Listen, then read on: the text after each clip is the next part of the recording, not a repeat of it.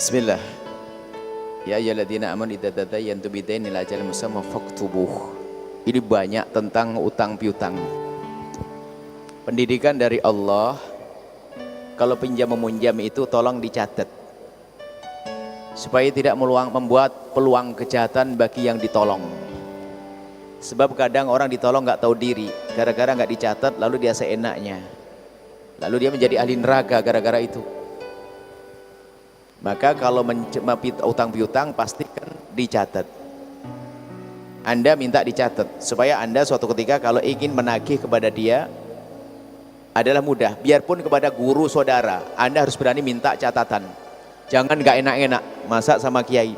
Sebaliknya, dalam utang piutang itu, kalau ada orang pinjam uang lalu terlintas di hatinya ingin lari dari membayar, langsung disempitkan. Nabi menyebutkan, makanya kalau Anda pinjam uang, hei hamba Allah, kalau Anda pinjam uang, Anda harus berniat kuat untuk membayarnya.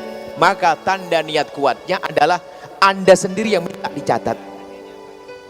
Ada ini sebagian sesepuh ada di sini, saya sering pinjam duit kepada beliau-beliau. Cuman kadang-kadang beliau kan gak enak, ya nggak usah pakai, enggak. Kalau pakai hitam di atas putih saya nggak mau. Harus ada hitam di atas putih. Kalau Anda minjamkan uang ke saya, hitam di atas putih. Saya yang minta. Karena apa? Saya minta pertolongan kepada Allah. Karena kalau ada catatan nanti berarti saya niat membayar lalu ditolong oleh Allah. Paham ini makna ini? Tolong. Yang biasa pinjam duit awas hati-hati. Kalau Anda mengulur-ulur hutang, dosa besar jika Anda mampu. Ini adalah yang kedua yang harus Anda pahami. Ya, yang pertama adalah masalah mencatat. Bagi yang meminjamkan hendaknya mencatat. Kemudian yang meminjam sendiri justru harus berani minta. Cuman biasanya itu nggak enak, masa nggak percaya? Udah, ini menjalankan perintah, dapat pahala kita. Mencatat utang mendapatkan pahala. Fahami mana ini? Nyatet utang mendapatkan pahala dan menjadi sebab Anda ditolong oleh Allah. Satu. Kemudian yang kedua, kalau Anda pinjam uang kemudian tidak membayar, sementara Anda mampu, itu dosa. Kurang ajar benar itu orang. Sudah ditolong nggak tahu diri. Cuma indahnya dalam pinjam meminjam, kalau Anda pinjam uang lalu Anda tidak mampu, dan memang tidak mampu, bukan nggak mampu tapi gonta-ganti handphone, betul-betul Anda tidak mampu membayar utang, indahnya dalam syariat Islam, wajib bagi orang yang meminjamkan uang untuk memberi tempo, fanadhiratun ilal masal. Wajib, nggak boleh kita maksa orang bayar utang kalau memang dia tidak mampu. Coba,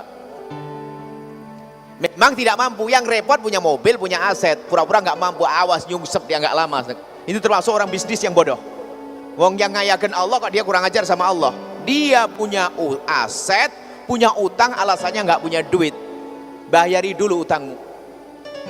Jadi kalau ada orang nggak bisa bayar, kalau ada orang pinjam uang kepada Anda, kemudian dia benar-benar tidak mampu, ajib bagi Anda beri tempo. Alangkah indahnya. Yang minjam uang hati-hati, la yulwajidu yuhillu irdahu wa uqubatahu. Orang punya utang sementara dia mampu kok nunda pembayaran, dosa dia, termasuk dosa gede dia, minal kabair. Punya utang nggak bayar sementara dia mampu, dosa gede. Dan memang modelnya begitu. Kadang orang bayar utang itu kurang ajar bener. Kalau udah ditagih itu nggak bayar, masya Allah. Padahal punya duit, naudzubillah. Itu orang nggak bisa kaya model begitu. Hanya temponya saja, tunggu bakal nyungsep dia karena kurang ajar ya. Awas hati-hati. Kalau Anda merasa pernah ditolong oleh orang, sementara Anda mampu, segera Anda bayar. Kalau Anda masih ingin menggunakan uang tersebut, Anda sampaikan, Pak Haji, uangnya sudah ada, mau saya kembalikan sekarang, boleh enggak saya pakai lagi? Ngomong dong, jangan diam-diam. Alasannya apa? Wah, dia Pak Haji kan kaya, duitnya sudah banyak, nggak kira perlu. Nggak boleh gitu. Hati-hati urusan utang piutang. Kalau Anda punya uang kepada seseorang, Anda harus serius. Kecuali Anda nyungsep betul, nggak punya duit, itu pun nggak boleh Anda tiba-tiba lari, bikin kesel, dihubungi nggak bisa, wah repot. Kalau memang Anda nggak mampu, Anda minta maaf, Anda minta panjangan tempo. Kalau Anda beradab, Pak Haji, lihat rumah saya begini, saya nggak ada apa-apa, untuk uang sekolah saja nggak ada, maka tolong kasih tempo, sehingga dikasih tempo. Nah, indahnya Islam, Kemudian lihat, nah ini. Maka dari itu kenapa nggak boleh ada riba? Kalau Anda meminjamkan uang, kemudian ada tambahannya, ini sebenarnya nyeksa. Kadang, karena permasalahan orang bermacam-macam. Ada seorang ibu anaknya sakit, kalap dia. Wah, ini bisa saja sudah dicekek, ditusuk itu. Kenapa? Kalau sudah anaknya sakit butuh uang, sudah kalap dia. Ibu, saya pinjami 1 juta ya, baliknya 900 ya. Nggak bisa ngomong tidak, karena apa? Butuh. Iya bu, iya. Lihat, makanya riba itu adalah menyiksa. Di samping itu nggak boleh Anda memaksa orang yang tidak mampu untuk membayar utang. Kalau nggak mampu, ya sudah, betul nggak mampu. Wanadhiratun ilai masarah, Anda beri tempo, dan hukumnya wajib memberi tempo.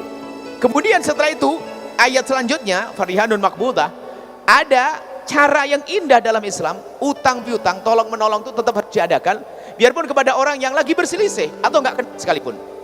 Ada orang tidak kenal Anda, ini ayat terpanjang, Al-Quran itu ayat terpanjang itu ayat utang. Ya, semoga Anda paham biar nggak ngutang gitu loh. Ayat terpanjang itu ayat utang, ayat dain itu panjang. Nah, ayat berikutnya di lembaran berikutnya itu masalah gade. Jadi gini, meminjamkan uang itu kalau Anda mampu tuh jangan ragu untuk nolong orang yang membutuhkannya. Sebab biasanya orang yang hutang memang karena butuh, dan dia punya wibawa dalam dirinya, nggak merengek minta-minta ngutang. Cuman memang ada di sana orang hobi yang ngutang, mukanya tuh muka ngutang, subhanallah. Bikin nek, bikin sesek, dikit-dikit ngutang-ngutang, lupa lagi kalau sudah ngutang.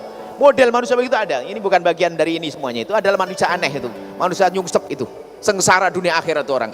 Nah, kalau ada orang punya hajat betul kepada Anda lalu pinjam uang kepada Anda mungkin tidak kenal dia, atau memang Anda tahu dia, masya Allah, dia orangnya kurang ajar dia, tapi dia saat ini butuh beneran.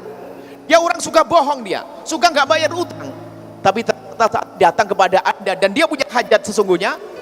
Ayo, apakah Islam ngajari jangan dibantu dia biasa bohong? Enggak, dia biasa bohong, dia sudah pinjam utang kemana-mana nggak bayar, tapi hari ini dia hajat betul, dia anaknya mau mati, ini pinjam uang kepada Anda punya duit, maka ada cara pinjamin dia, tapi ada rihanun makbudah, ada jaminan gade. Jadi biarpun dia membahayakan, Anda ada jaminan. Kalau dia nggak bayar, dijual jaminan ini, diambil sesuai dengan kebutuhan pembayar utang, sisain dilebihkan.